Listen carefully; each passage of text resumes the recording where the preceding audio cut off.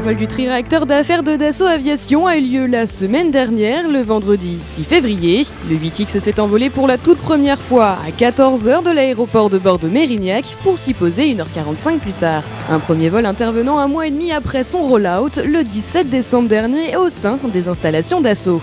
Les pilotes d'essai Éric Gérard et Hervé Laverne étaient aux commandes du jet d'affaires qui a culminé à 12 000 mètres d'altitude et accéléré jusqu'à max 0,80 pour un vol qui s'est majoritairement déroulé au-dessus du golfe de Gascogne. C'est une étape fondamentale. Le premier vol, c'est l'occasion pour montrer que l'avion et son développement est à l'heure.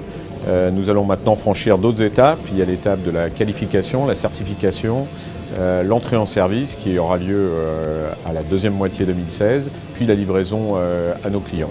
Ceci marque une étape tout à fait importante dans la maturation du programme. Annoncé en mai dernier lors du Salon européen de l'aviation d'affaires EBACE de Genève, le triréacteur offrira le plus long rayon d'action de la famille Falcon, soit 11 945 km, et sera équipé de moteurs Pratt & Whitney, les PW307D, avec une poussée maximale de 6 275 livres. Une cabine allongée d'1 mètre par rapport à celle du 7X, ce qui permettra à ses clients un choix beaucoup plus large en termes d'aménagement, mais aussi l'extension des réservoirs placés sous le plancher.